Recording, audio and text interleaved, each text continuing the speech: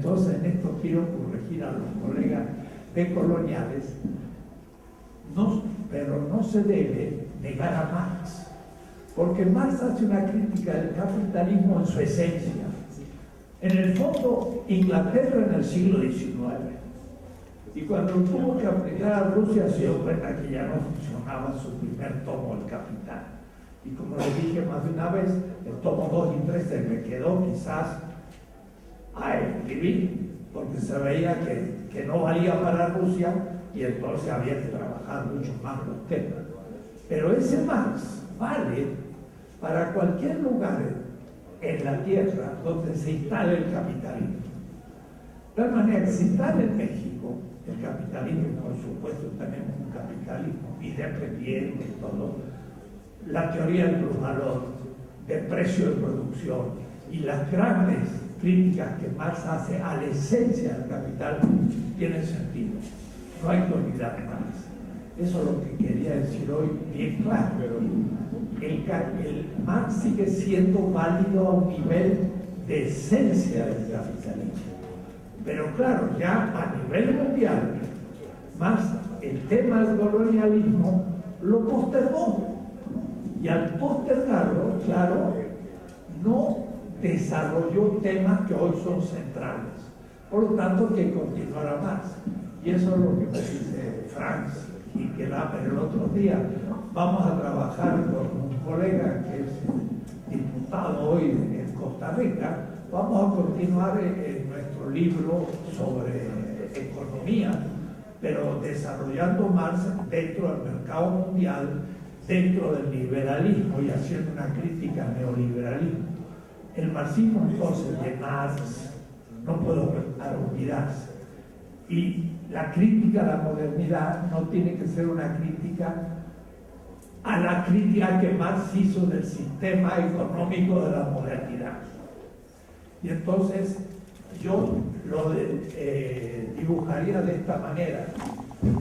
Hay un sistema capitalista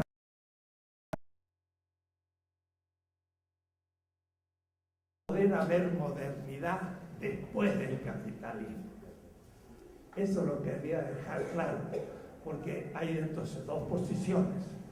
Los que me dejan a Marx de lado, desde un pensamiento del sur descolonizador, y tienden a decir, bueno, abandonemos Marx. Yo digo, no, Marx es esencial para la crítica al capitalismo, pero el capitalismo es la modernidad.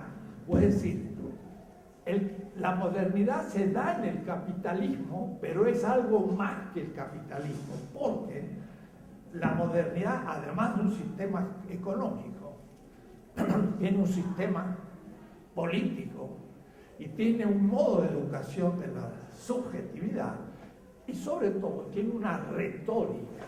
Ahora vamos a ver ese tema hoy. Una retórica es una narrativa donde se muestra la importancia de Europa y la descalificación de todas las otras culturas. Pero eso se da al mismo tiempo de la imposición del capitalismo en todas las otras culturas que se las ha primero vaciado de contenido. Es decir, el tema modernidad y tradición. La modernidad destruye las otras tradiciones. Y ahora el pensamiento descolonial recupera las tradiciones ante la modernidad y hace un proyecto transmoderno donde aprovecha la modernidad, pero desde su propia identidad, más complejo. Eso es lo que quería decir hoy con respecto al capitalismo, y quizás valga la pena un artículo, y lo estoy escribiendo, en aquel de Marx, al final de la crítica a la filosofía del derecho de Hegel, introducción, donde el último texto, parágrafo, lo tengo ahí escrito, ayer lo estaba revisando con el texto alemán, donde Marx dice el proletariado es la extrema negatividad y por lo tanto es el que puede reconstruir la humanidad como totalidad. Pero la palabra proletariado no significa clase obrera. Eso lo dice Giorgio Agamben. Proletariado significa un destituido, una basura histórica, alguien que está de más en el alemán, cuanto más lo usa. No es solo el obrero. Hoy el proletariado no es la clase obrera del capitalismo imperial, ni siquiera el periférico. Proletariado es los indígenas. Proletariado es la mujer dominada por el machismo. Proletariado es los que no son blancos. Y si el proletario es la extrema negatividad, tenemos ahora un proyecto, no solo en la relación capital-trabajo, sino modernidad y los dominados de la modernidad, que son mucho más que la clase obrera y también la clase obrera, no hay que descartarla, pero la clase obrera, como decía Hincklaver en algún texto, casi cuando realmente es clase obrera y se cumplen los derechos de los obreros, lo que no hay en casi ninguna parte, menos en México. Mire lo que está haciendo ahora, se ponen a disposición de las transnacionales campos para la explotación del petróleo. Pero el señor Deschamps, que dirige el sindicato petrolero, retira los sindicatos de las estructuras de Pemex que van a ser dadas a las transnacionales. ¡Ja! ¡Qué barbaridad! El sindicato retira al sindicato para que esos campos de explotación petrolera en manos de transnacionales no tengan problemas con sindicatos. Y el que le arregla la limpieza sindical es el sindicato obrero. Eso es la negación completa. Claro, eso no es lo que piensa Marx. Pero alguien que tenga plenos derechos, puede decir trabajo, seguridad social y jubilación posible, es un privilegiado hoy, como dice Hincklaver. Es explotado y produce plusvalor. Sí, pero el otro que no tiene trabajo no es explotado y se muere de hambre. O es decir, es un privilegio ser explotado por el capital. ¿Se dan cuenta de lo que estoy diciendo? O es decir, hay que tomar con cuidado las cosas porque surgen nuevos tipos de proletariado, que son, los voy a llamar los condenados de la tierra, pero la tierra como el planeta de Franz Fanon, que no son los obreros solo, sino los campesinos sin trabajo, los marginales, los viejos, los niños que no tienen derecho, las mujeres dentro del machismo, los no blancos, y siga la cosa. Y he recibido de Luis Cabrera un artículo fantástico sobre el estudiante de filosofía como víctima. Como víctima. El estudiante de filosofía hoy es un proletario. ¿Por qué? Porque cuando proponen las universidades estudiar América Latina o México, los consejos para hacer una tesis dicen: no puede tomar usted ese tema porque no hay ningún especialista. Yo quiero trabajar el problema de pensamiento de un filósofo mexicano. Pero no tenemos especialistas, entonces ya no pueden. Mejor toma el Wittgenstein. Ahora, en la UNAM tenemos alguna ventaja en ese punto, hasta cierto punto. Ya tenemos estudios latinoamericanos, entonces nos mandan a estudios latinoamericanos, pero no filosofía propiamente dicha. Estudiar Leopoldo Sea no es estudiar Hegel, y como no es Hegel, pues no veo para qué. Vaya a estudios latinoamericanos. O es decir, en filosofía no se puede estudiar la filosofía mexicana porque no hay especialistas. Pero no hay especialistas porque a los alumnos se les impide el poder ser especialista. Entonces es un círculo vicioso. Un artículo de Luis Cabrera un gran analítico de gran nivel, profesor de la Universidad de Brasilia, que discutiendo con él y demás, ahora está hecho un filósofo de la liberación descolonial, y me ha mandado un artículo que lo voy a poner en mi página para que lo lean, de cómo el estudiante de filosofía es parte de un proletariado, porque se le impide estudiar lo propio. Y eso lo estamos sufriendo todos. Ahora, gracias que ya tenemos algunas entradas y podemos ya empezar a proponer temas. Ahora, después de esa introducción, o mejor dicho, tema paralelo, voy a tratar el tema de hoy. El tema de hoy viene sugerido justamente por el libro que me dio la semana pasada un compañero sobre Walter Mignolo. Debo decir que soy muy amigo de Walter Mignolo, pero lo había dejado un poco de leer. Lo escribo, es conocido.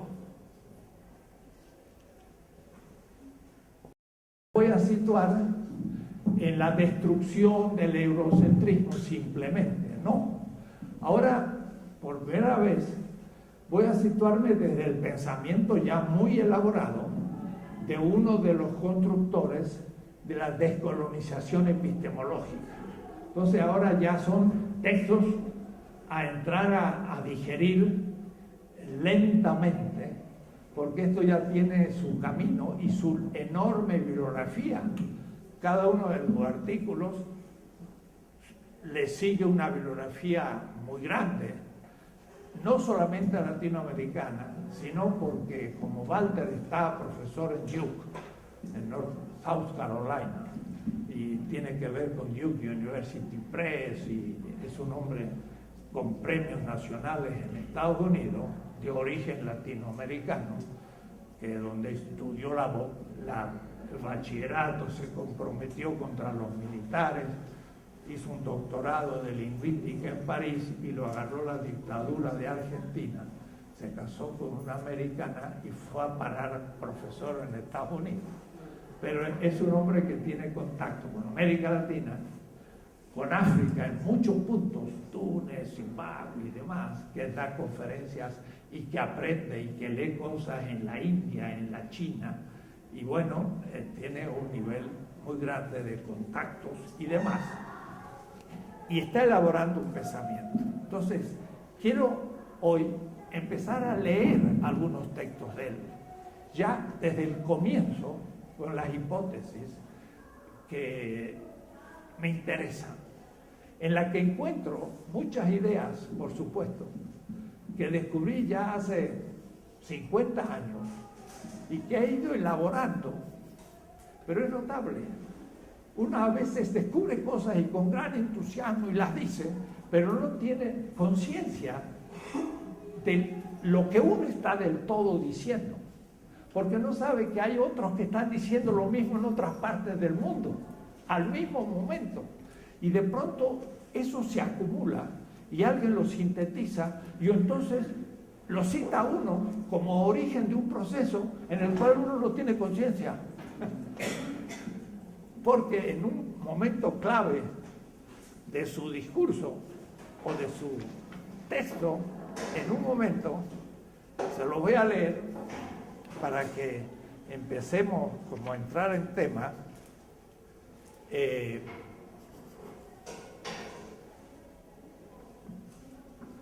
Le pregunta a Francisco Carvalho, nuestro compañero del norte mexicano, y les viene bien a ustedes, porque hay uno de los parte de esta antología es un diálogo con Francisco Carvalho, pensamiento descolonial y desoccidentalización. Es toda una nueva terminología. Esa ya no la inventaron Foucault, ni Derrida, ni Bátimo, ni Heidegger, ni nada. Esta ya es nuestra, pero no nuestra de América Latina, de todo un conjunto de gente. Le pregunta, ¿qué necesita saber el lector que se acerque por primera vez a su trabajo para comprender las premisas, los caminos que ha tomado y los frutos intelectuales que se ha cosechado hasta el momento. Yo dije, viene perfecto para el curso, porque ustedes me preguntan exactamente eso. ¿Cómo entro en los vericuetos de este nuevo discurso que ningún profesor lo enseñará, porque como casi todos son eurocéntricos, no lo van a enseñar porque lo ignoran? No crean que porque sabe tanto, sino porque lo ignoran. Y entonces él empieza a hablar, y le voy a leer algunos textos. El encuentro de estas trayectorias resultó en lo que más tarde sería The Geopolitics of Knowledge and the Colonial Difference, en lo que por último hemos denominado la geopolítica del conocimiento y la diferencia colonial. Ahí tenemos dos conceptos, dos categorías nuevas. Geopolítica del conocimiento significa situar en el espacio mundial y la historia un pensamiento. No es lo mismo pensar en la India que en la China, en el siglo III que en el siglo XX. Hay que saber geopolítica del conocimiento. Y lo que él llama, eso sí que es un invento de Walter Mignolo, la diferencia colonial. La diferencia colonial es plantear el tema de la modernidad siempre desde la colonialidad. O es decir, ni siquiera se pregunta qué es la modernidad, sino que ya es tan constitutivo de la modernidad la colonialidad que escribe el término modernidad, colonialidad al mismo tiempo. Y la colonialidad no es el colonialismo, ni es el ser colonia, es otra cosa. La colonialidad es una narrativa, como también la modernidad es una narrativa. Pues decir, la modernidad es muchas cosas, y vamos descubriendo, es una edad del mundo, sí. Después del feudalismo europeo vino para Europa la modernidad. Y se extendió por todas partes. Entonces, como les digo, me han invitado a ir a Teherán, miren qué cosa. Y entonces el amigo Ramón Grosfogel me dio un libro de el pensamiento chiita islámico, porque en Teherán es Irán, y en Irán están los chiitas, no los sunitas, ¿no? Si ustedes se confunden, le dan una paliza. Es como llegar a Estocolmo, que me pasó, y dije, qué bonito Inglaterra, y el escocés me dice, usted no está en Inglaterra, usted está en Escocia. No, perdón, ¿ve? Desconocimiento histórico. O como yo también he contado, llegar a Jerusalén y preguntarle ahí en el subárabe, mire, ¿dónde está el templo judío? Y entonces el otro dice, señor, aquí no hay templos, hay mezquitas. Entonces uno tiene que pedir perdón, no meter la pata. O es decir, hay una retórica, un saber hablar en cada lugar. Entonces dice, todo empezó por la geopolítica del conocimiento y la diferencia colonial. Esto es dicho de forma muy simple. Que la universalidad del pensamiento occidental, con sus bases en lo griego y latino, devaluó otras maneras de pensar y se apropió derecha, centro e izquierda. Nuestra izquierda ilustrada en México es eurocéntrica, y no lo quiero nombrar, pero son la mayoría. Aún los bien duros no saben hablar con el pueblo, no pueden ponerse a hablar de los mitos nahuas con la gente, porque todo eso lo han secularizado. Y por eso que dice en teología, en Walter Benjamin, el enano debajo de la mesa del ajedrez, una metáfora. Ya saben de quién me estoy dirigiendo. No es una metáfora, es un tema central y van a ver por qué ahora en la visión de Miñolo. Para mí mismo es interesante. Que la universalidad del pensamiento occidental, con sus bases en Grecia y en el mundo latino, devaluó las otras maneras de pensar y se apropió, derecha, centro e izquierda, de la universalidad del pensamiento. O es decir, lo que los otros piensan es particular, lo que nosotros pensamos es universal. Eso es un mecanismo ideológico de dominio. Ya lo tenían los griegos y lo tienen todos los pueblos porque son etnocéntricos, pero la modernidad es el primero que lo cumple a nivel mundial. Los otros, los chinos también eran eurocéntricos con respecto a los pueblos que los rodeaban. También los aztecas se pensaban centro con respecto a los otros pueblitos que estaban alrededor, pero nunca había aparecido un etnocentrismo mundial. Y esa es la modernidad, devaluar todos los pensamientos de las otras culturas. De la universalidad del pensamiento, asumiendo, como Descartes lo hizo, y él es un lingüista, yo soy un filósofo, él me ha leído y por eso nombra a Descartes, pero ya el filósofo le dio la materia, porque me acuerdo muy bien cuando él estaba dando un seminario hace 20 años en Puebla, me invitó y yo no sabía por qué, ni conocía a Walter Miñolo, y yo puse mis cosas, quedó encantado y además asumió toda esa visión de la historia que él no tenía. Y de ahí empezó también él a hacer su camino, porque el camino de Miñolo empieza en el sentido descolonizador en los años 90, después que nos conocimos. Puedo decir, hemos intervenido en ciertas cosas. Y dice, y así surgen programas, y ahora de una manera muy interesante, dice, cristianos en el siglo XVI, liberales en el siglo XVII y XVIII, marxistas para salvar al mundo, marxista-leninista, no digo de Marx, pero claro, Walter Miñolo al decir marxista y no aclarar, me tira un poquito a Marx con el agua, tira al niño.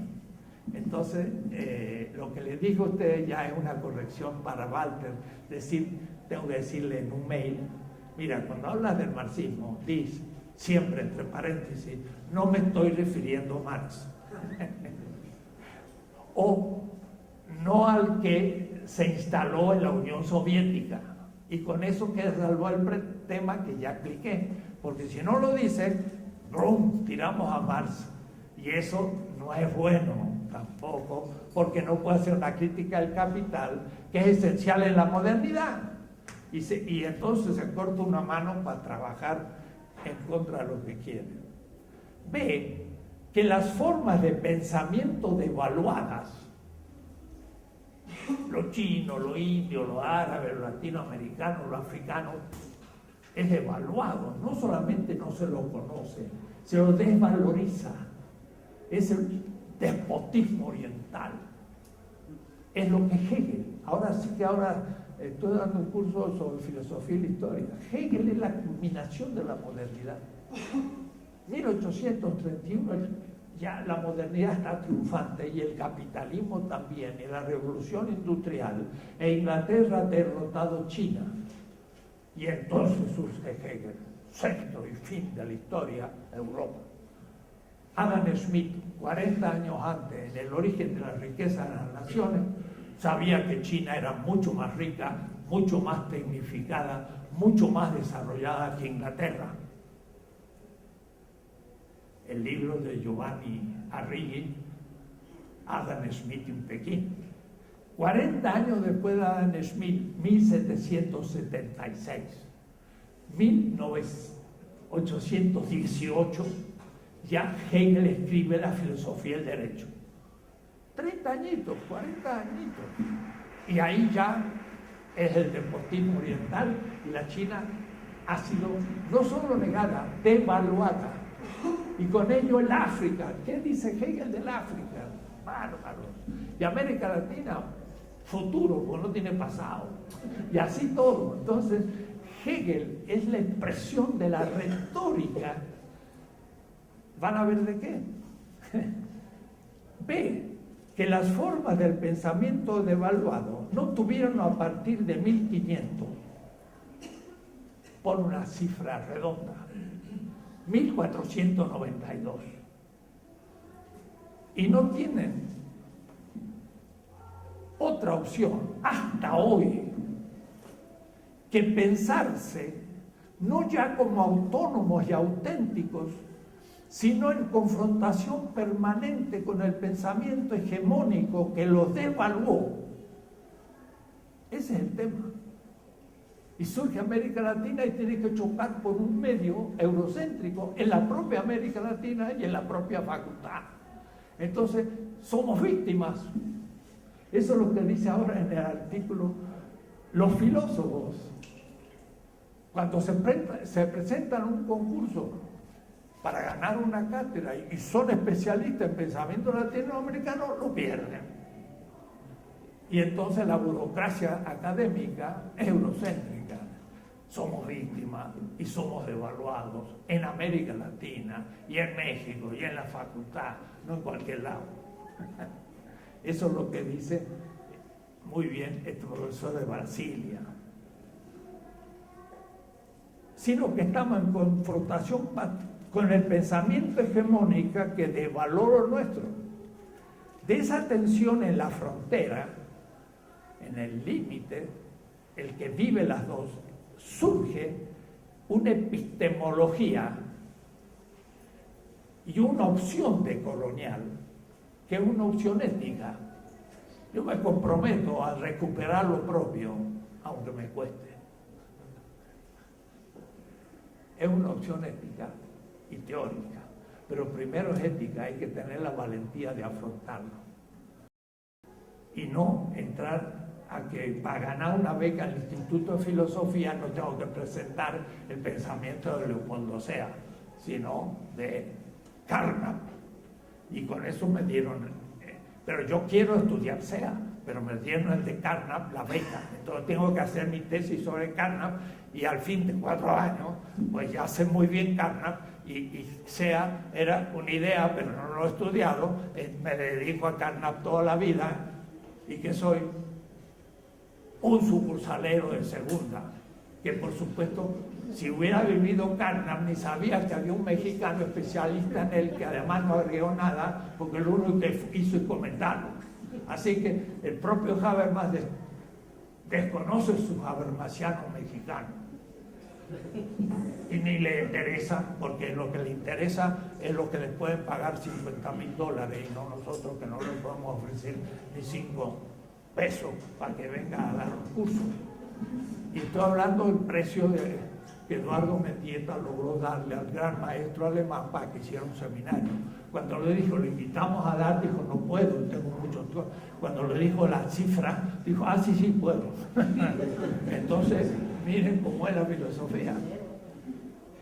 De esta tensión en la frontera surge la epistemología y la opción decolonial, que es la idea en base a la cual se organiza lo que pienso y cómo lo pienso.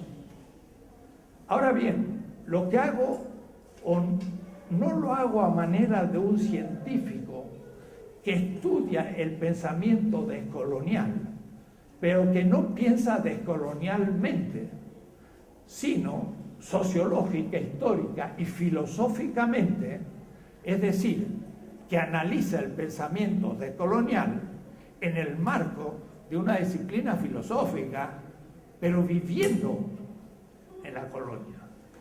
Va a tener una expresión sufriendo la colonialidad, que no es lo mismo que estudiarlo como objeto. Por ello mismo es importante distinguir en el pensamiento colonial que puede ser estudiado y analizado sin necesariamente pensar descolonialmente. Y el pensar descolonial, que es una manera de pensar el mundo y las disciplinas que tratan de explicar. El pensar descolonial es así sujeto del proceso mismo de pensar, más que ser objeto para otras disciplinas. Mientras que pensar a partir de universales abstractos, en el marco de la modernidad, que es lo que hacemos nosotros en la facultad, hasta Derrida, Foucault y hasta el mismo Walter Benjamin lo podemos academizar eurocéntricamente, porque no era eurocéntrico, gracias a algunos cursos que hizo sobre México y logró ligar, pero yo puedo hacer un análisis puramente eurocéntrico, y entonces ahí es donde no entiendo por qué el ano mal formado que tiene mala fama en la academia era teología, porque vamos a ver que hay un momento que efectivamente la modernidad era teológica, y fue en el siglo XVI, y lo dice muy bien Walter Benjamin, organizando mejor lo que yo digo, porque el ideal moderno en el siglo XVI fue evangelizar a los indios. Era realmente un pensamiento filosófico implícito, que yo he querido siempre explicitar, pero era teológica explícito, porque lo que se trataba de hacer cristianos a los indígenas, y por lo tanto era un problema teológico, y Bartolomé Las Casas rebatía a Ginés de Sepúlveda con categoría filosófica, pero la disputa era teológica, si podían o no ser evangelizados. Y yo esa parte que era una disputa teológica, dada el jacobinismo secular de nuestra facultad, lo he guardado. Walter ahora me ayuda a decir, hablemos del tema, porque es verdad, fue una disputa teológica, pero la modernidad pasó después a secularizarla, y vamos a ver de qué manera, muy bien indicado por él. Dice entonces, el pensamiento colonial no es solamente un pensamiento, es un compromiso desde los que están allí sufriendo. Y el Francisco Carvalho le pregunta, bueno, hay una red de intelectuales en este momento que es una verdadera comunidad de pensadores descoloniales. Le quiero leer un punto. Está muy bueno lo que explica qué somos. Y esto mismo me da a mí una definición que yo no tenía tan clara. Lo maravilloso del colectivo son como 20, 30, 40 profesores norteamericanos, latinoamericanos, y ahora ya sudafricanos, de la India, etcétera. Debo decirles que ya los he explicado a ustedes, pero cuando estuve la última vez en Pretoria, en enero, en Sudáfrica, estaban en huelga los estudiantes sudafricanos, en Pretoria, en huelga universitaria. Y el curso era sobre el pensamiento descolonial. Y estaban en huelga las universidades de Sudáfrica, black, negras, africanas, para descolonizar la universidad. ¡Ah! Es decir, la descolonización como tema de huelga universitaria. Los africanos dicen, nos tienen aquí enseñando a los afros un pensamiento europeo blanco. Tenemos que descolonizar la universidad. Y yo digo, ya estamos en tema. En plena huelga había un seminario con más de 100 participantes sobre la descolonización. Es decir, estamos dando material para la huelga en Sudáfrica. ¿Y dónde surgió? Surgió en América Latina, en Berkeley, en 2 o 3 lados, y ahora se ha generalizado. Bien, lo maravilloso de este colectivo es que funciona descolonialmente. Nadie representa a nadie, no tenemos presidente ni director. Compartimos dos conceptos centrales. Y dije, está feo que yo lo lea, pero se lo voy a leer a los muchachos. Está feo que yo lo lea, así que voy a hacer una cosa fea, pero tiene su fuerza. Dice así Walter Mignolo. Compartimos, eso sí, dos conceptos fundamentales.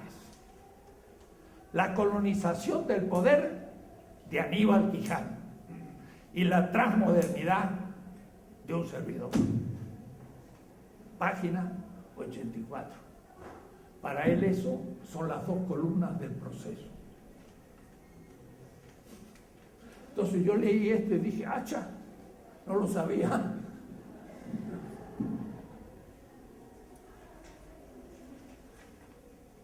Desde 1969 y 70, si ustedes leen las primeras líneas de la filosofía de la liberación publicada en breviarios, está dicho esto, pero no tan bien. Pero ya está dicho. ¿Es posible pensar desde la periferia? Decía Salazar Bondi. Sí, pero si pensamos en la negatividad. ¿Qué era la negatividad? ¡Wow! Cita aquí Walter Mignolo un texto hermoso de Eduardo Mendieta. ¿Y quién es Eduardo Mendieta? Eduardo Mendieta es un alumno mío en el Union Theological de New York, que estaba haciendo una maestría y siguió un curso mío, hizo ¡pum! Y se dio vuelta.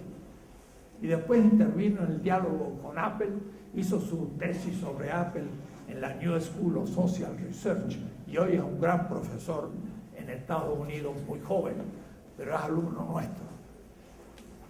Y él tiene un texto que cita aquí, a ver si lo encuentro, Walter, porque él dice, Eduardo Mendieta, en un texto que él ha escrito, le puso atrás un juicio sobre el libro y él dice, me interesaría tener tan buenos lectores. No voy a encontrar el texto de Mendieta, pero Mendieta dice en el fondo esto: el valor de este libro de Walter Mignolo es que nos permite acceder a un archivo, como la computadora, un archivo que ha sido borrado, pero después desvalorizado y negado. Es decir, no solamente han bloqueado el archivo, sino han dicho no vale nada. Y ese archivo es todo el pensamiento de las otras culturas fuera de Europa. Es una formulación perfecta de lo que uno quiere indicar.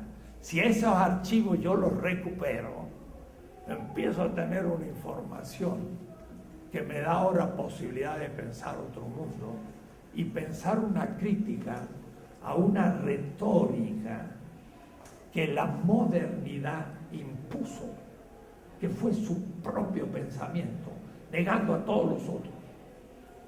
Entonces, es un mecanismo muy importante. Se me escapa el texto, pero bueno. Y él dice, a partir de estos dos conceptos de colonialidad del poder, que los voy a explicar, pero también de transmodernidad, o es decir, la modernidad tiene un fin y estamos pensando lo que va más allá, no en una continuidad de la modernidad. Entonces, si yo digo, luchemos contra el capitalismo y liberamos a la modernidad del capitalismo que continúa aún. Esto es lo que está criticando Walter Mignolo, ya no yo. A partir de estos dos conceptos de nosotros sigue a su propio camino, pero siempre ligado a elaboraciones conjuntas que ya más que una década nos convoca de vez en cuando y nos mantiene en relación de convivialidad gracias a una tarea epistémico-política que compartimos. No buscamos una plataforma única, común y universal. En el colectivo, la pluriversidad, y por eso el curso que di de la analogía, para aclarar al equipo cómo se puede utilizar la analogía, es lo que distingue nuestro accionar pensado. Entonces hay una generación que ha surgido. Yo invito a los estudiantes a integrarse a esa red y a esa generación y no quedar en la otra que ya está muerta y están diciendo lo que dice un texto semita: dejen que los muertos entierren a los muertos, o decir, dejen que los eurocéntricos sigan comentando los eurocéntricos, pero eso está en el pasado, ya no está en el presente. El presente está lleno de posibilidades, pero hay que agarrar por otro camino. Ese otro camino es el que ahora voy a hacer lo mismo. Voy a empezar a leer y comentar. La página 27. Dice: empezaré describiendo dos contextos del siglo XVI y a finales del siglo XX y comienzo del XXI. Se va a situar al comienzo de la modernidad y al fin. Pero vean ustedes, la modernidad no empieza en la Ilustración, empieza en el siglo XVI. En realidad, en 1492, estamos de acuerdo en lo fundamental. ¿Cuándo empieza la modernidad? No en el siglo XII, por una neotecnología que no hubo tal, porque los chinos estaban mucho más avanzados. Es decir, no va por el lado de la tecnología, va por otro lado. Era, por decirlo brevemente, un mundo policéntrico, antes del descubrimiento del Atlántico, no de América, pero no multipolar, y en cierto sentido pluriversal y no capitalista. Son dos tesis muy fuertes. 1500 es el comienzo de la modernidad y es el comienzo del capitalismo para esta escuela o esta comunidad descolonizadora. Coexistían varias civilizaciones, algunas de muchos siglos de historia y otras que se habían formado en aquel entonces. Y empieza. En China, agarró primero China. ¿Por qué? Por Gunther Frank, por lo que ya he citado, por la importancia que tiene. Y cuando yo descubrí China, se me vino abajo muchas cosas, pero ya lo había situado en mi primer curso, 1966, que lo tienen en mi página, el lugar de América Latina en la historia universal. Yo justamente hacía un corte transversal en el 1492 y miraba qué pasaba en toda la Tierra antes de la apertura al Atlántico de Europa. Y entonces la Edad Media cobraba otro sentido y el apertura al Atlántico tomaba otro sentido. Y yo hoy voy a indicar, más allá de lo que dice Moñolo, sugiriéndole a Miñolo, que el Renacimiento tampoco es el origen de la modernidad, porque está atravesado por la apertura del Atlántico. Miren qué idea. El Renacimiento empezó antes de 1492, ciertamente, pero la parte dura es después de 1492.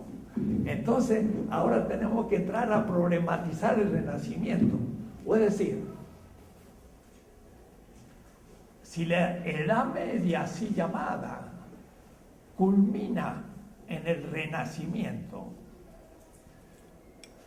en 1492 hubo un renacimiento mediterráneo. Esto todavía nadie lo ha escrito, así que se lo voy a enviar a Miñolo, porque es una nueva idea. Si ustedes ponen 1492 y ponen la vida de cada uno de los grandes renacentistas, Leonardo da Vinci, ¿cuándo vivió? De 1400 a tal, que Maquiavelo, de tal año a tal año, ¿cuándo escribió El Príncipe? 1517. ¿Y cuándo hizo la reforma a Lutero? La reforma 1517, quiere decir que es el renacimiento atlántico, que no es el renacimiento mediterráneo. Ustedes dirán, ¿por qué? Por la geopolítica del conocimiento. No es lo mismo pensar el renacimiento. ¿Quién influenció en el renacimiento del Mediterráneo? Bizancio, porque Bizancio fue tomada en 1453 y ahí empezó toda la renovación de los griegos. No fue en 1510, fue antes. Bizancio hizo que los griegos comenzaran a ser estudiados. ¿Por qué? Porque toda la intelectualidad de Bizancio se vino a Italia, perseguido por los otomanos.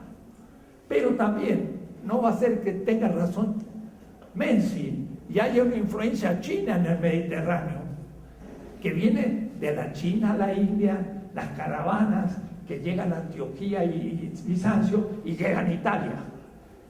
Italia está en el sur de Europa conectando con el oriente, o es decir, es un renacimiento mediterráneo oriental. Pero el renacimiento italiano, cuando se descubre América, es una explosión en toda Europa. Van a ver ustedes cuando leamos los textos de Bartolomé Las Casas. En un mes, las noticias llegaron a Alemania y llegaron a Inglaterra y a Italia. Se ha descubierto la ida por China. Fue un estampido. La Europa sitiada estaba libre. Ahora no dependía de los árabes. Era una explosión cognitiva. Ahí empieza el renacimiento atlántico. Dice Maquiavelo, no estoy hablando de un rey. Eso es Fernando de Aragón. Estoy hablando de los condottieri italianos, como diciendo, principitos de segunda. El gran rey para Maquiavelo, Fernando de Aragón, que era un español que había abierto el Atlántico. Descartes mismo dice, descubre un nuevo continente teórico. ¿De dónde viene el nuevo continente? Lutero, lo he dicho ya una vez, Europa estaba ahí y acá está Alemania, Lutero. Esto es el Báltico, esto es el Atlántico, esto es el Mediterráneo. Alemania no puede separarse de Italia, porque Italia es la conexión con todo el Oriente. Pero cuando Alemania por el Báltico se abre al Atlántico, ¡pah!, el renacimiento se hace atlántico. Hay dos renacimientos. Entonces no es el renacimiento el origen de la modernidad, es la apertura al Atlántico. Porque Europa se abre al mundo y supera el enclaustramiento árabe. Quien plantea el tema, dense en cuenta lo que estoy diciendo. Supone todas estas interpretaciones históricas, que son cientos de libros, que están revaluando lo no europeo. Bueno, cuando yo leo el pensamiento del renacimiento de nuestro gran profesor filósofo del México, me habla del renacimiento italiano y lo grande, Ficino y lo demás, creen que eso, que es el renacimiento un poquito antes de 1492, y la mayoría está escrita en el siglo XVI del renacimiento, lo toman como algo producto de Europa y fundamento de una modernidad que se va hacia el norte por la Reforma y por la Ilustración francesa y por el Parlamento inglés, y desconoce el siglo XVI y desconoce ya empieza a ser una construcción, una retórica de la fundamentación de la europeidad de la modernidad. En cambio, ahora tendremos que hablar de que la realidad histórica, geopolítica de la modernidad está ligada al Atlántico. Pero estar ligada al Atlántico, aquí, es estar ligado a América Latina, que es colonial, de inmediato. O es decir, que en el concepto de modernidad va a incluir siempre, constitutivamente, el concepto de colonialidad. Y todas las visiones hasta ahora no incluyen lo segundo, porque este archivo se perdió y además lo denigraron. Y al desaparecer quedó la modernidad europea y no sabe todo lo que le debe a todos los otros que descarta.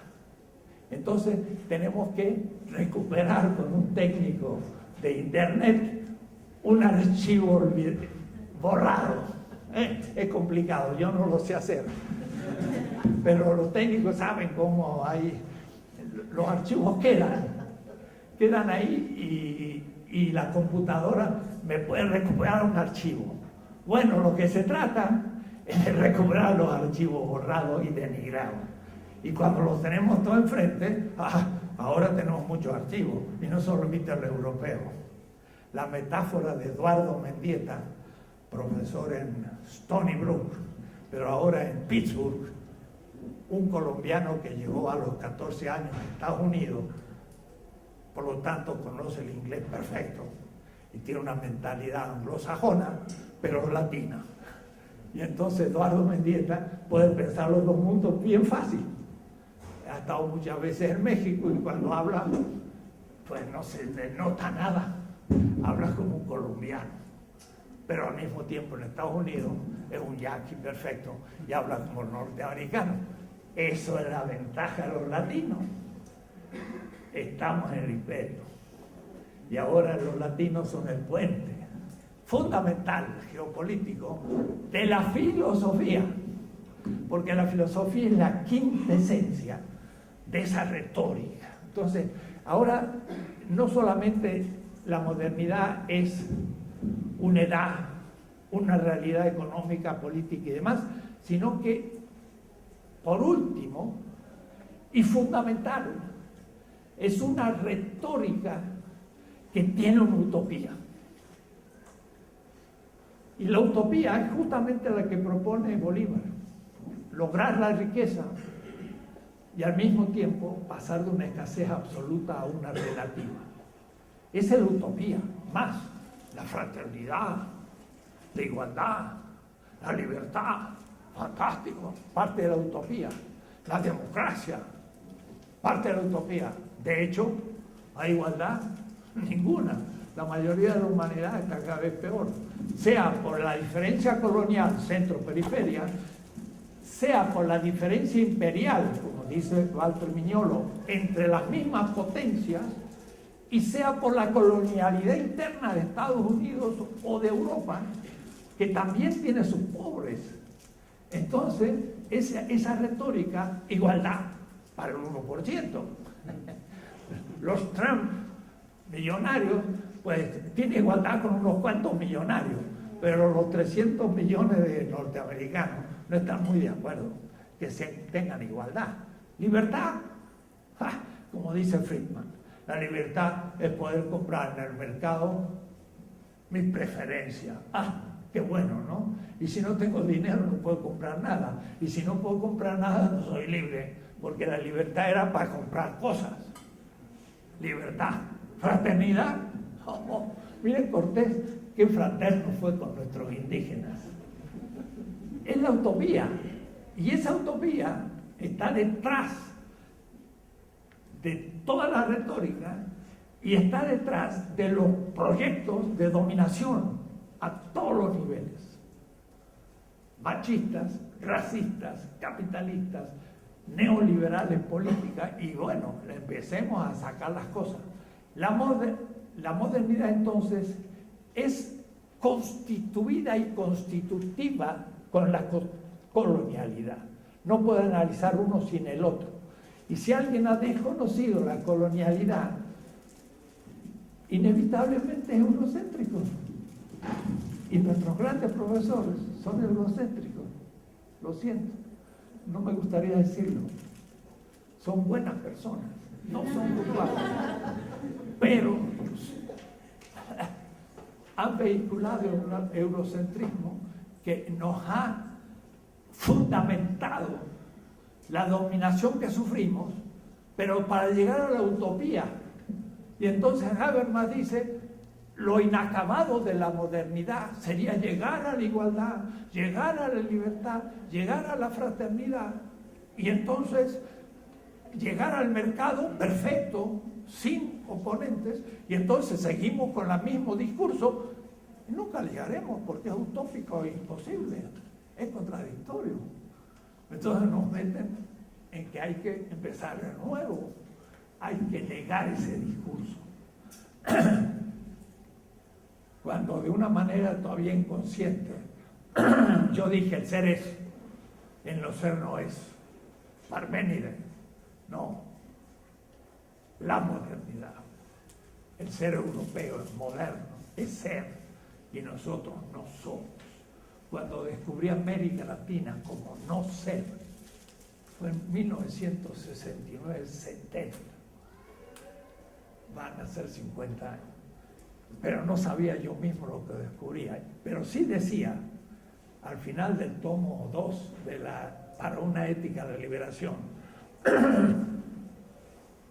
si hubo un pensamiento egológico, fue el griego, o si hubo un pensamiento alienador, autocreador de la Edad Media, y hay un pensamiento de la subjetividad moderna, nos avanzamos a una nueva edad del mundo. Y eso lo digo ya en 1972, en la publicación del tomo que acaba de publicar, segunda edición, siglo XXI. Y entonces Horacio Ceruti me dijo, qué pretencioso este. Claro, que viene una edad después de la modernidad. Y el profesorcito de 33 años dice estupideces de esa manera. Pero uno veía que no, esto no aguantaba. Yo había recorrido el mundo, había estado en el Medio Oriente, había estado en Europa, y dije, no, esto no aguanta más. Y ahora, 50 años después, digo, aguanta menos que antes. Porque si pensó en la creación de la riqueza, no supo que la tecnología y el sistema económico para adquirir esa riqueza que hizo de la escasez absoluta a una escasez relativa, porque ahora había muchos bienes, pero ahora se enfrentó no a una escasez absoluta que tenían los indios, por ejemplo, porque los indios veían que las cosas eran escasas, pero ya que eran escasas, las manejaban dentro de una racionalidad que le permitía a esa naturaleza reciclarse y seguir produciendo bienes. Y entonces no había tanto progreso, pero había continuidad de la vida. En cambio ahora se definió la naturaleza como res extensa, como medio de acumulación del capital. Empezamos a crear muchos bienes, pero no les dimos tiempo a la tierra a reciclar su riqueza. Más, ya no nos enfrentamos a una escasez relativa, sino a una extensión de la posibilidad de reproducir la vida, que es peor que la falta de escasez. ¿Por qué? Por el tema ecológico y la pobreza en la tierra. Entonces, el ideal utópico, la riqueza, la libertad, se transformó en lo contrario. Pero sigo el texto de Miñolo. En el 1500, bueno, dice la China.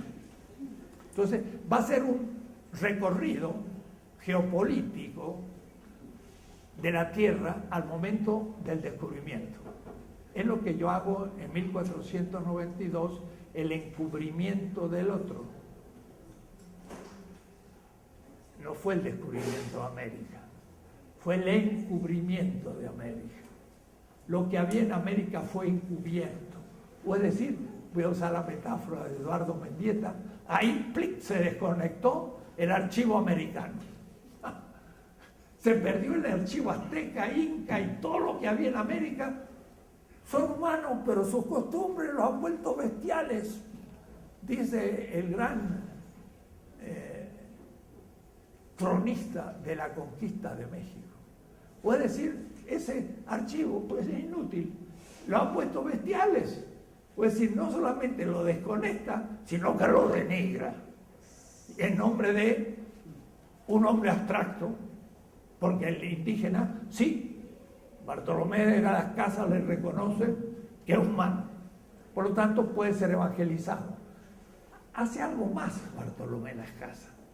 Bartolomé de las Casas escribe 2 tomos sobre la apologética, y en la apologética describe la dignidad, el desarrollo, la autonomía política y cultural de los indios, y en cierta manera muestra el archivo.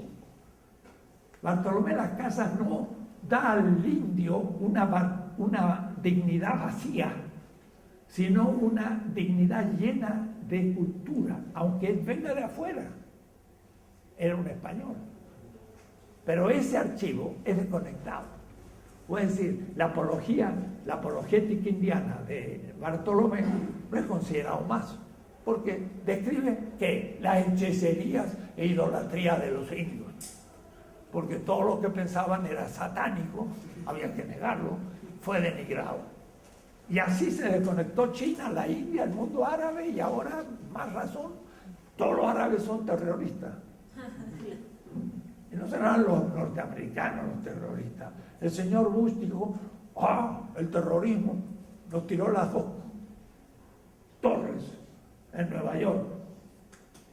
Me gustaría saber quién las puso. Ciertamente no fue Al-Qaeda ni nada de eso, se la hizo un auto saqueo.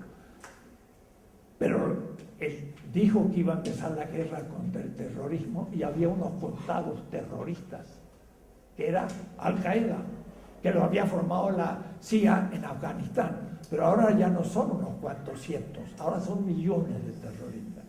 ¿Por qué? Porque hay gente que se le ha destruido la patria en nombre del occidente y de la modernidad. Y entonces se vuelven en contra de los cristianos, que los quisieron evangelizar en las cruzadas, y entonces el Papa, que es un tipo simpático y del tercer mundo, y que ve las cosas mejor, dice, qué barbaridad están matando a los cristianos. Entiendo, pobres cristianos, no tienen nada que ver, están ahí desde hace siglos. Pero lo que pasa es que ellos son objeto de la venganza de la gente que ha visto caer bombas de una cultura cristiana, porque para ellos la modernidad es cristiana. Y entonces, claro, ahora queremos que no odien a los cristianos, sino odien a quién. A sus terroristas, si eran unos pocos. Ahora tienen que odiar a los que les tiran las bombas, y eso es Estados Unidos, y Estados Unidos es la culminación de la modernidad. Odian la modernidad, que en nombre de la libertad, la fraternidad y la libertad, hace justo lo contrario. La desigualdad, la dominación contra la libertad y la no fraternidad, creando el odio en medio de la gente. Bien, pero sin retórica, volvamos al texto. La China, gobernada por la dinastía Ming, estuvo en el poder de 1368 a 1614. Si usted lee mi Ética de la Liberación, hay una introducción histórica. Y yo entonces sitúo la modernidad y describo qué pasa en cada lugar. Y eso lo está haciendo Walter Miñolo. En torno al año 200, exactamente el 220 antes de la era, por no llamarle cristiano, yo digo la era común. ¿Pero qué común? Común para los europeos. Puede decir que estamos en el año 2016 eurocéntrico, porque estamos en el 1400 y pico de la Hijra árabe, y los chinos tienen otra contabilidad. Pero ahora todos ya adoptaron esta. Impusimos nuestro tiempo. Es dominación en el espacio solo se habla del centro. Y dominación en el tiempo, solo se habla de una historia. Y además decimos año cero. Cuando nació el fundador del cristianismo, que funda la cultura occidental. Que de paso no fue en el año cero, parece que tenía ya 7 años el fundador del cristianismo en el año cero, calcularon mal. Pero vean ustedes el eurocentrismo inevitable que tenemos que cometer. En el año tal de la era común, no, de la era eurocéntrica.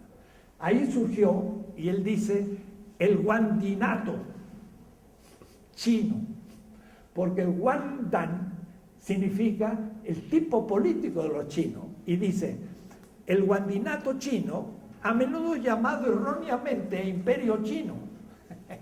Yo mismo digo, el Imperio Chino fue fundado en el 220 antes de la era común. Y bueno, eurocéntrico todavía, cuando uso la palabra imperio. No era un imperio, era otro tipo de organización política, donde el emperador chino, el Guandan chino, político, era algo que no es un emperador ni un rey, sino es mucho más parecido a nuestros aristocracia o oligarquía azteca. Es decir, que una persona elegida para cumplir un cargo, pero al mismo tiempo que tenía restricciones muy precisas y de ninguna manera una autoridad del yo, el rey, como leo en el archivo de India, el rey de España, yo, grandote, el rey. Y por la fecha tiene que saber si era Fernando, Carlos V o Carlos III o Felipe II, porque era yo. Eso jamás hubiera dicho un emperador, no un guandín chino, porque era elegido para ser responsable del bien del pueblo. Y por lo tanto tenía normas muy fijas que cumplir, y tenía que cumplirlas, y por consejos muy fuertes de representación, no democrática, pero de otro tipo, como también tenían los aztecas. En torno al 200 había existido, con el mal llamado Imperio China, y había coexistido con el Imperio Romano, que llega más o menos hasta el siglo IV, cuando Constantino empieza a cambiar la cosa y aparece después Teodosio y se viene abajo el imperio. En el 526 se cierra la última escuela filosófica de Atenas. Ahí se terminó la filosofía griega y el imperio romano y se hizo la cristiandad. Y ahí todavía hay que aclarar. En el 1500 el antiguo imperio romano se había convertido lentamente en el Sacro Imperio Romano Cristiano. En el 800 con Carlomagno y todavía era un emperador el que se elegía cada vez que se moría. Y Carlos V le tocó ser emperador del Imperio Romano, además del rey de España, y gastar toda la plata que tenía de América en poder organizar como emperador Europa, y ahí perdió todos sus fondos que se fueron a los Países Bajos y al nacimiento de la burguesía europea. Pero siguió existiendo y era el emperador era el Sacro Imperio, es decir, divinizado, que había coexistido con el guandinato chino regido por la dinastía Ming. Entonces tendríamos que estudiar lo que eran los Ming y saber lo que era el Imperio Romano ya caído en el siglo 1492 y empezar a ver un poco. Pero después dice, salto, el sultanato otomano en Anatolia, que había conquistado Istambul en su centro, teniendo a Constantinopla.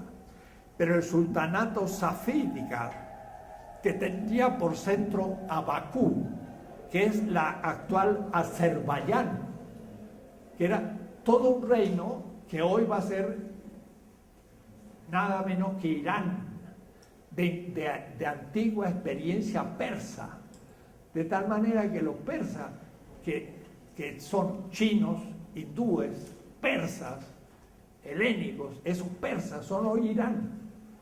Entonces, eso coexistía con la Europa sitiada, pero estaba en medio de la gran circulación.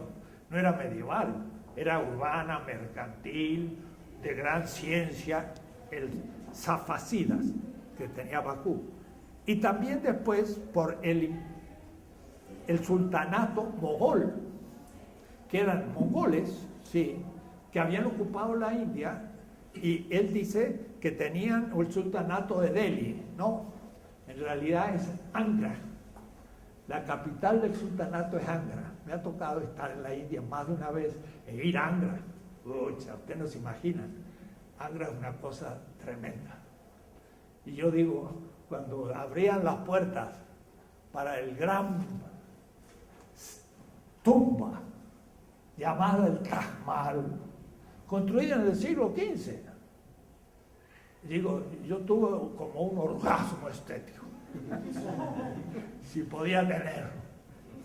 Es una cosa que uno no puede creer, esa belleza, el espejo de agua que se abre y el Taj Mahal fue construido en el siglo XV por los árabes. Comparan ustedes San Pedro de Roma, de Miguel Ángel, con el Taj Mahal. San Pedro es una cosa gigantesca, aún hoy es gigantesca. Cuando uno entra a San Pedro dice, qué tamaño, ¿no? Qué construcción hizo Miguel Ángel, ¿no? Fue una cosa tremenda. Pero es un poco, si ustedes me permiten, bruto. Puedo decir, la proporción de San Pedro tiene una balaustrada de un balcón en que una persona está así chiquita cerca del balcón, porque parece mucho más chica de lo que realmente es. Es pesado, es un románico renacentista que han descubierto hacer la cúpula gracias al baptisterio de Florencia. Menzies dice gracias a una metodología china, porque el baptisterio de la gran catedral de Florencia quedó inconcluso, porque ningún arquitecto podía hacer una tan enorme cúpula, no podía. Y de pronto en 1480 la hacen, y Menzies muestra que lo hacen con una tecnología china, y por eso solucionan el baptisterio de ahí, y después hacen San Pedro. Pero si ustedes comparan San Pedro con el Taj Mahal, San Pedro es una piedra pesada y Taj Mahal es una cosa de tules, es una cosa celestial, es una cosa nebulosa, parecía que no fuera material, es una belleza fenomenal, no tiene comparación con San Pedro, la verdad. Y cuando uno entra al palacio del sultanato de Agra, tiene unos ventanales en arabescos. Nunca he visto una cosa tan bella. Y de ahí mismo se ve desde arriba del palacio el río abajo, a 80 metros, un palacio de una belleza arquitectónica, como Granada era pequeñísimo en comparación a eso. Pero cuando uno llega a Granada, España, ve una cosa bellísima, de gente que se bañaba 3 veces por día, que tenía los perfumes de Egipto y que eran las mujeres muy sensibles y muy, diríamos así, apetitosas para el varón también, y una cultura refinada. Y ahí nomás al lado de Granada, los reyes católicos hicieron una fortaleza, la Santa Fe, con la que tomaron Granada, que era una cosa pesada. Y los indígenas después en América, cuando llegaban los conquistadores con sus cascos y sus cosas, se desmayaban del mal olor que tenían los españoles, porque los indígenas tenían una limpieza sacra, también eran devotos a la limpieza. Los españoles hasta hoy, pero ya no hoy, pero cuando yo llegué hace 50 años en España, tuve que pagar un duro, que era una cantidad de dinero, para en un hotelcito usar la regadera. No estaba en la habitación ni estaba supuesto, y además nadie lo usaba. Y entonces alguien dijo, no, lo que pasa es que los ingleses son sucios y por eso se bañan. Nosotros no necesitamos. Claro, Inglaterra sería el gentleman moderno. España era todavía el siglo XVI, pero se desmayaban los indios de la suciedad de los españoles para ver la confrontación entre culturas. Bueno, y sigue hablando de las otras culturas. Los mongoles, con el sultán de Babur, descendiente del Genghis Khan y Tamerlán, se mantuvieron en poder hasta el 1707 en las estepas euroasiáticas. En 1520 la Horda de Oro fue vencida por el príncipe de Moscú, que en 1520 Moscú se transformó en la tercera Roma. La Roma latina, la Roma constantinopolitana y Moscú. Está comparando las grandes culturas. En África estaba el reino del Hoyo, más o menos en la actual Nigeria, constituido por el pueblo Yaruba. Fue el reino más grande del África occidental, con el que se encontraron los exploradores europeos para la esclavitud. El reino de Benín, el segundo más grande del África, se prolongó hasta 1897, porque en el 85 fue el Congreso de Berlín sobre el África, y ahí se repartieron el África. Y por último, pero no sin importancia, cabe de indicar los incas del Tehuantinsuyo y los aztecas del Anáhuac. Eran dos civilizaciones altamente desarrolladas cuando se produjo la llegada de los españoles. Ya no dice el descubrimiento, dice la llegada, y por no decir la invasión, que sería lo que habría que usar, ya entendiendo la lengua. ¿Qué ocurrió entonces? ¿Ven cómo se presenta el tema? Hay que hacer una geopolítica del conocimiento, y ahora vamos a empezar a plantear el tema. ¿Cuáles de nuestros profesores de filosofía ha hecho eso en México? En Europa ni hablar, nadie, nunca. Entonces va nuestra gente a Europa, becada por el CONACYT y no sé qué, y bueno, es más europeo que los eurocéntricos, y viene aquí a reinar en el poder académico, repitiendo las estupideces que ha descubierto en Europa y negando lo propio, porque ese archivo pues no lo ha conseguido, está borrado. Así hay que hablar un poco para despreciar al otro archivo, que es el que nos conectamos sin darnos cuenta de inmediato, y el otro hay que dibujarlo porque está ahí borrado. ¿Se dan cuenta de lo que estoy leyendo? Voy a decir otra visión de las cosas. Esto es el futuro, querido estudiante. Y si siguen con el eurocentrismo, como dice Julio Cabrera, han entrado por la decadencia y fracasarán como filósofos. No harán nada que sea útil ni serán recordados por nadie. Miren, hay miles de artículos comentaristas. ¿Quién los recuerda? Nadie. Porque yo no voy a estudiar a un comentario de Wittgenstein. Mejor leer Wittgenstein, que pensaba con su cabeza y pensaba su momento. Y entonces yo debo decir, ¿y yo quién soy? Un Wittgenstein en México. Tengo que pensar con mi cabeza mi realidad. Y ahí voy a entonces aportar algo. Lo demás es jugo académico. Jugo así, pero lo que pasa es que ni tiene jugo. Es un limón ya exprimido. Por lo tanto, agarren usted un limón exprimido y ¿qué es lo que sale? Nada. Destruyen nomás lo que queda. Eso es lo que hacemos nosotros, en gran parte. Bueno, pasa del siglo XVI al XXI. Y entonces dice, a principios del siglo XXI, el mundo está interconectado a través de un solo tipo de economía, el capitalismo, y se distingue por su diversidad teórica y prácticas políticas de otros mundos. Es policéntrico y multipolar políticamente. Ya ha surgido en este momento Rusia de nuevo, la India, la China, y se hablaba del BRIC, Sudáfrica, Brasil. Brasil ha sido torpedeada, y ha sido torpedeada porque se atrevió a querer ser independiente, autónoma de Estados Unidos. Y el imperio usó la nueva metodología, que ya no es golpes militares, no es ni siquiera extorsión económica que la AIC, sino los medios de comunicación. Es la nueva tambor batiente de los golpes en América Latina y en el tercer mundo son por los medios de comunicación. Se denigra a Hugo Chávez primero. Era un fantasma. Había que enaltecerlo a Hugo Chávez para después decir, es un dictador.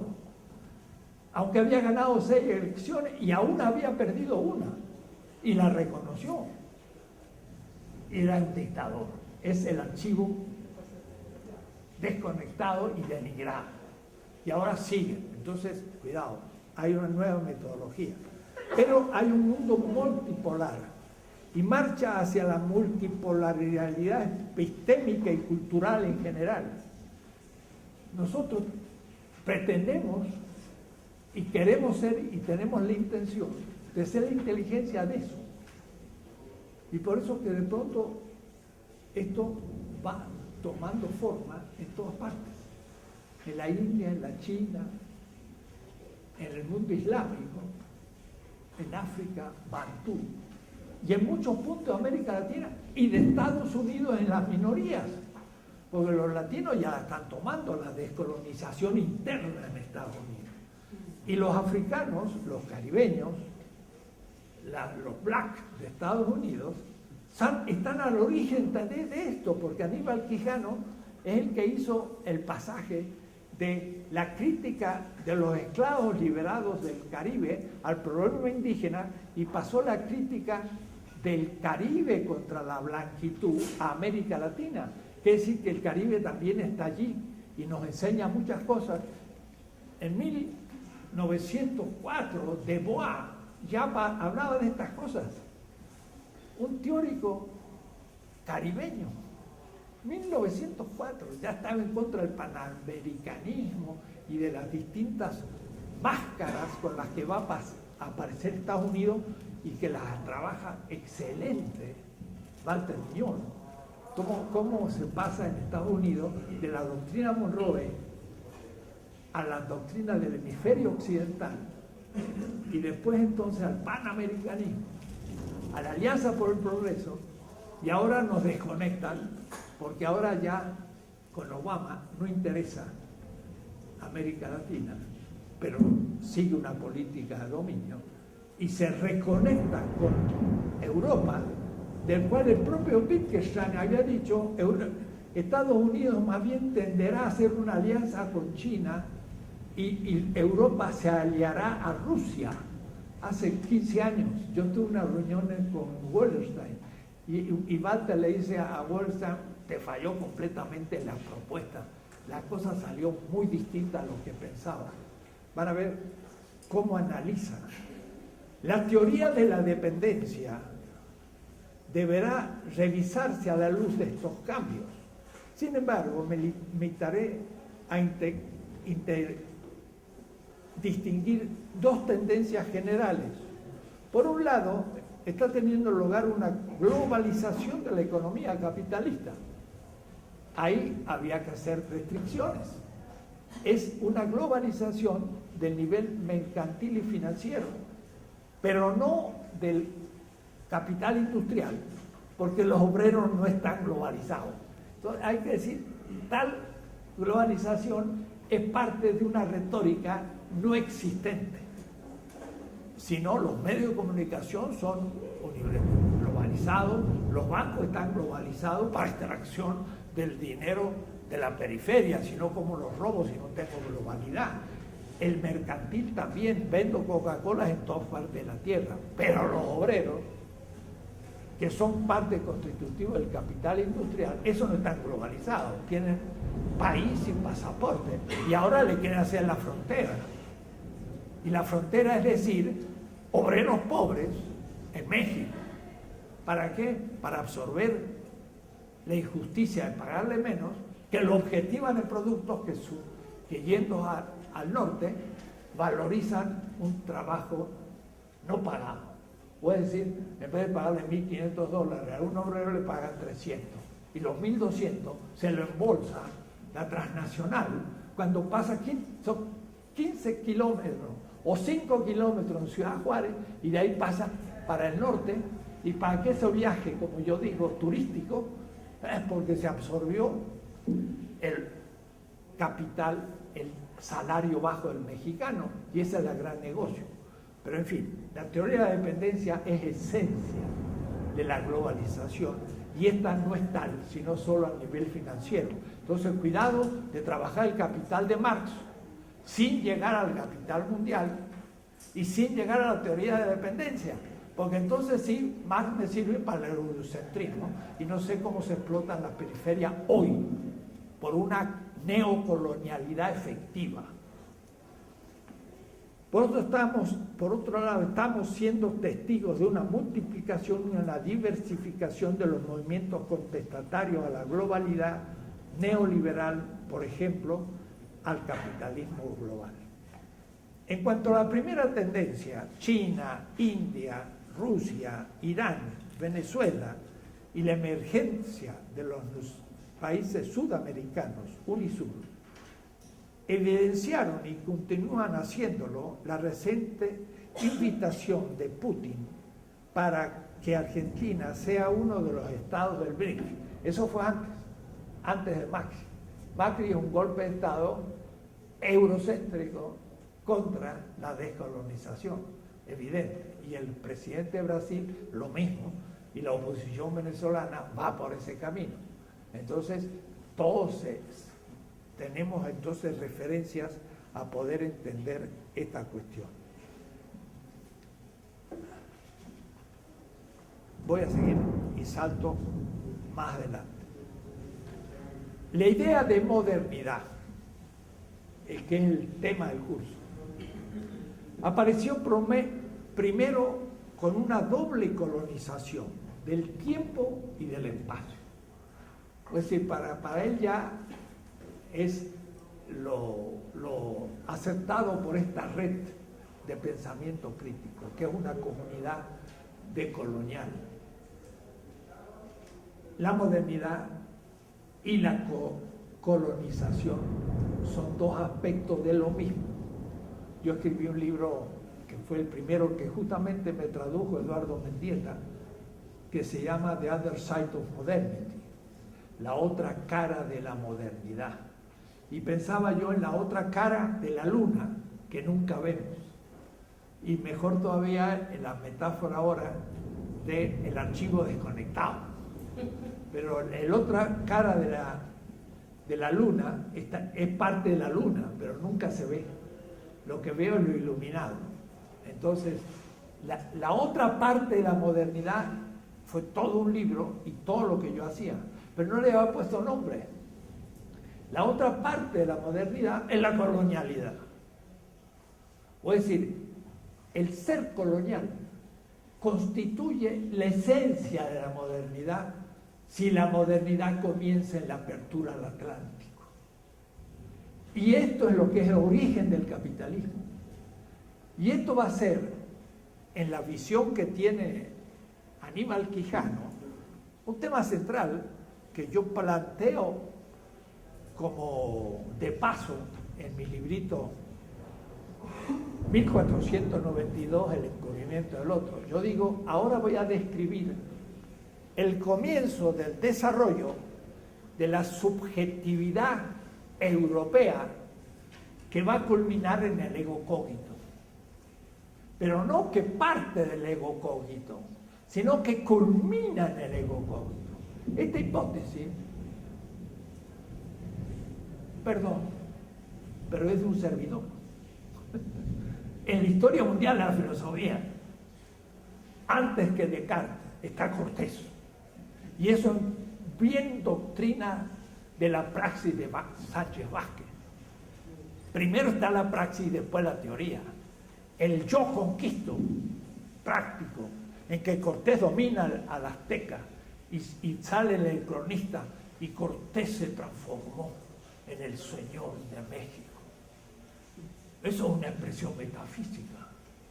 Un pobre, no por campesino, voy a denigrarlo, pero un pobre campesino extremeño que muerto de hambre, hijo de algo, hidalgo, hijo de algo, pero desacreditado ya, se enroló con el gobernador Velázquez y vino como soldadito a Cuba y fue enviado por Velázquez para ver qué pasaba por Yucatán, que parece que en una de las lenguas yucatecas significa,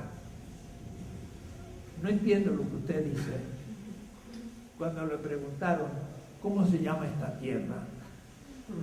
Y el otro dijo, no entiendo. Ah, Yucatán. Parece que Yucatán significa, yo no entiendo lo que me está preguntando. Entonces le pusieron Yucatán, se llama esa tierra.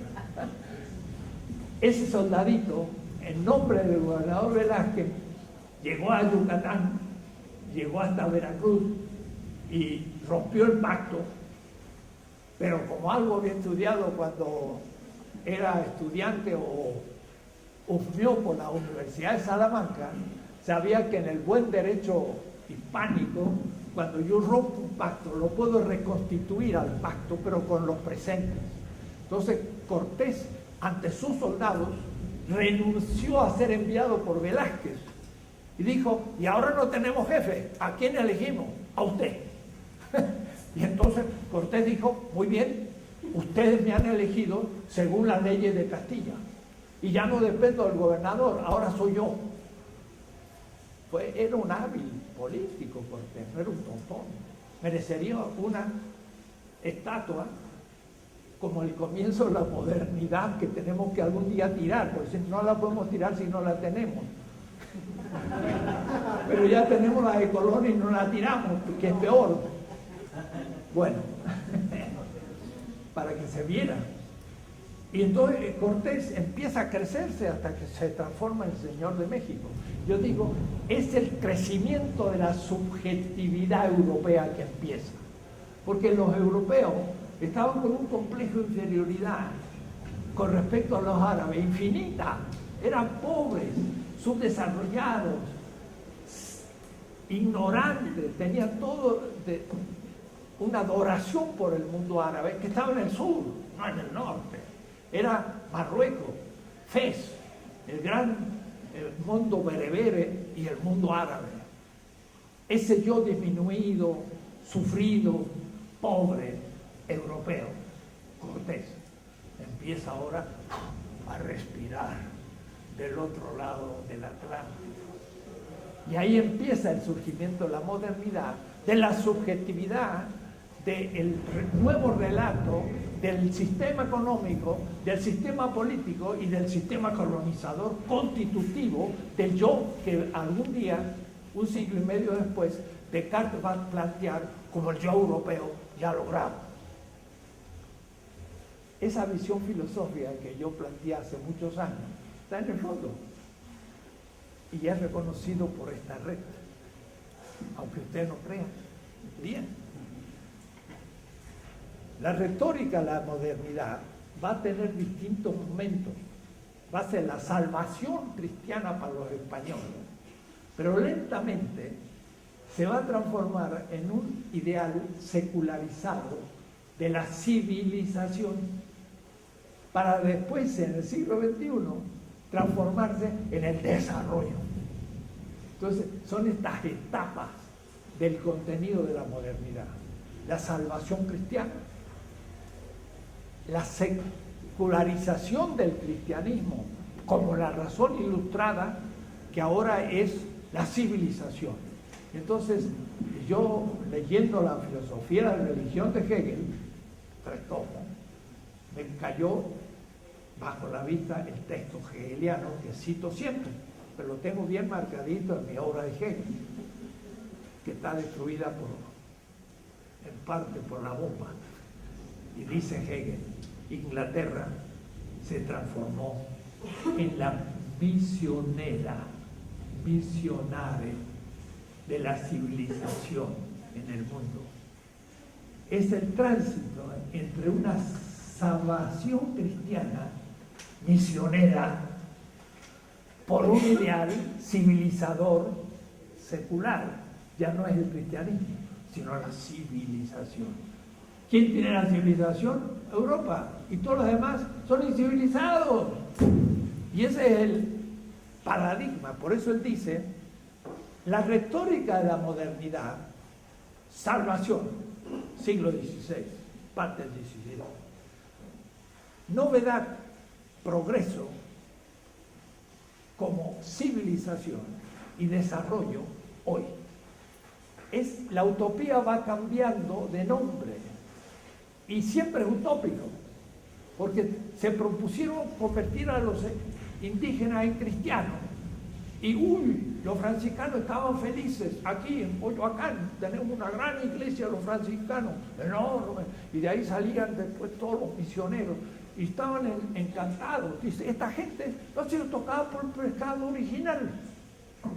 Casi no había que ni bautizarlos, porque el pecado original nos hace avaros, nos hace querer tener las cosas en propiedad. Pero a esta gente no le interesa la propiedad, son completamente pobres, pero todo en común. Y los franciscanos, que eran mesiánicos, por un tal de Fiori, que pensaba que los franciscanos volvían al origen del cristianismo y tenían que ser pobres. Giorgio Agamben lo muestra en su libro sobre la excelsa pobreza. Los franciscanos, Francisco, que era un hippie, simpático e interesante de la Edad Media, era un tipo que releyó los textos originarios y se hizo un utópico completo, y entonces era de una pobreza total, a tal punto que miles de jóvenes lo siguieron en vida. Tenía como 25.000 franciscanos antes de morir y murió a los 45 años, joven todavía. Tanto había ascéticamente luchado contra su cuerpo que terminó por matarlo al hermano asno, le llamaba a su cuerpo Francisco. Pero él tenía la pobreza como un ideal. Y en cambio la modernidad va a ser lo contrario de eso. Bueno, los franciscanos que llegaron a América, los primeros, hay una calle en el centro que se llama la calle de Gante. El tal franciscano era primo de Carlos V, puede decir familia del imperio, y se hizo franciscano y enseñaba los oficios a los indígenas y la técnica, porque él era flamenco, diríamos, era un ingeniero. Y era un ingeniero del Renacimiento flamenco, que era el centro de la burguesía futura. Y este hombre se hace un franciscano, viene a América y se entrega completamente a los indios y les enseña técnicas. Y de ahí el Vasco de Quiroga también le enseña muchos oficios modernos a los indígenas. Y en fin, es gente que se realmente consagró a los indígenas, pero bajo el ideal de la salvación. Y entonces los franciscanos, como digo, dijeron, esta gente en realidad no necesita mucho catecismo, si son buenos. Entonces los bautizaban. Pero después de una generación, dicen, pero siguen cumpliendo sus cultos anteriores. Se han hecho cristianos, pero siguen sus cultos anteriores. Y entonces la Inquisición dijo, lo que pasa que la cosa fue superficial, pero las hechicerías seguían en el fondo de su cultura. Y entonces descubrieron que no habían evangelizado nada en el siglo XVII. Y ahí viene el problema de la Inquisición, que se llama el retorno de la idolatría. Y ahí entonces aprietan destruir la antigua cultura en nombre de un cristianismo, de la cristiandad europea moderna. Y esto que he logrado como misión es en realidad la dominación. Bueno, les he leído 2 páginas, pero habría que leer otras más. Leo la final, entre otras. hablando de un pensador hindú de la India, Shigarty concluye afirmando que es este el motivo que hemos intentado por el que hemos intentado apartar la mirada a esa quimera que es la modernidad universal, y hemos tratado de hacernos un hueco en el que poder convertirnos en creadores de nuestra propia modernidad, dice ahí. Supongo, dice Walter, que esta está clara. El otro, y lo pone entre comillas, sabe que es el otro de la exterioridad de la filosofía de la liberación, que toma Levinas, pero ya no un judío, que es un perseguido en Europa, sino que yo dije muy claro, ya no hablo de los judíos, hablo de los indios, de África, del Asia del Sur, que son los otros mundiales geopolíticos. El otro decide desobedecer. Una desobediencia epistémica y política que consiste, dice este hindú, en apropiarse de la modernidad europea al tiempo que se habita en la casa de la colonialidad. De esa experiencia, la experiencia de habitar la exterioridad, y él usa mucho la categoría exterioridad que viene de la filosofía de liberación, porque ese archivo desconectado quedó en el no ser, y ese es el tema de la exterioridad más allá del ser, es filosofía de liberación.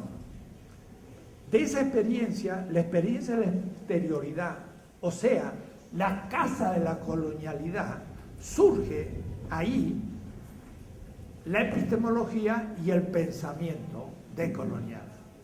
Y de ahí surge la idea de la transmodernidad. En fin, he leído una página de 500, pero es realmente un libro muy interesante. No solo sintetiza lo que yo digo, agrega muchas cosas. Y al leerlo me viene más claridad en algunas cuestiones, porque él habla en la diferencia colonial. La colonialidad es constitutiva de la modernidad, pero en la diferencia imperial hay también una diacronía que pasa de España a los Países Bajos, Francia, Inglaterra y Estados Unidos. Entonces también hay una diacronía de quien manipula como centro dominador a la propia modernidad, y estamos en este momento en la americanocentrismo, que es la última etapa de la modernidad, y yo pienso en la final. Estamos ahí. Y empieza a surgir un mundo, y Walter tiene muy claro los temas actuales. Puede decir hasta hace 2 años, hasta antes del golpe de Estado en Brasil y la caída de Cristina Kirchner en Argentina o el asedio de Venezuela. Esto nos presenta una cierta situación distinta, pero que ya tenemos categorías para pensarla. En fin, esto ya es construir una nueva retórica, una nueva narrativa no postmoderna. Hay que ver cómo ataca lo postmoderno. Y debo decir que él era un poco postmoderno. Y si Walter me escuchara, sabe que es así. Y en un seminario que hicimos juntos en Duke, él venía y yo estaba en la misma mesa y hablamos ante un grupito de estudiantes, y venía Walter Mignolo con su sombrerito ahí. Mignolo es muy italiano, porque es muy focoso y tiene mucho espíritu. Entonces, cuando se sentaba en el seminario, la primera expresión que me decía así: hoy nos vamos a divertir. Nos vamos a divertir. Y nos divertíamos, porque realmente era un venga y dale, y nos intercambiábamos, y estábamos ahí creando cosas muy bonitas juntos, ¿no? Y ahí yo le mostré un poco la importancia de la escuela de Frankfurt y le convencí definitivamente de dejar la posmodernidad europea como eurocéntrica. Y claro, mi ética habla de principios universales. Y a algunos les suena raro. ¿Cómo va a haber principios universales? ¿Que vale para todos lados? Sí, pero se basa esos principios universales en principios válidos para todas las culturas y realmente para todos los seres humanos. Es un principio, afirmación de la vida y de la vida humana. ¿Quién puede negar? Todas las culturas son el desarrollo de ese principio. Segundo principio, hemos de hacer aquellos que libremente concertamos como consenso, lo cual en cada cultura se hace de otra manera. Y por último, tenemos que hacer cosas posibles. Hacer cosas imposibles, estúpido. Esos principios son ya interculturales, son ya antimodernos, porque la modernidad impuso la vida para el que adopta la modernidad, y el que no adopta la modernidad permanece en la pobreza. Pero lo que pasa es que la mayoría permanece en la pobreza según los supuestos de la modernidad, y no puede ser generalizada, y por eso ya el principio de vida critica la modernidad como principio universal, y con eso destruyo el argumento habermasiano y particular de decir cada cultura tiene su principio. Entonces eso es relativismo y no podemos luchar por una humanidad, pero humanidad policéntrica y pluriversa y no idéntica. Y ahí viene el tema de la analogía y de la univocidad del semestre pasado. Entonces, esto está que arde. Ya estamos entrando en tema y es asunto de que ustedes empiezan a leer cosas, y que el libro se llama Habitar las fronteras, sentir y pensar la descolonialidad. Él dice, no se puede solo pensar, hay que sentirla, hay que sufrirla, claro, desde el dolor del oprimido que uno piensa. Está publicado por el CIDOP, y este libro es de la Universidad Autónoma de la Ciudad de Juárez, y el CIDOP es en Barcelona. Me lo entregó uno de ustedes. ¿Habrán llegado? No. Quiere decir que me lo dio en nombre. Sí, ya podemos. Están preguntando que si puede poner el libro para que sepan. Ah, sí. A ver si decimos eso.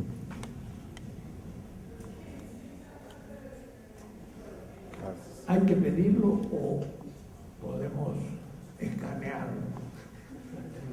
Porque aquí no hay derechos de autor. En la red hay que no cumplir los derechos de la opresión. Hay que descolonizar el derecho de autor. El derecho del autor se cumple cuando la gente lee la obra, no cuando le pagan el porcentaje, que no es no siquiera lo importante, sino que es lo degradante. Bueno, muy bien, seguimos. Yo me pasé 10 minutos, pero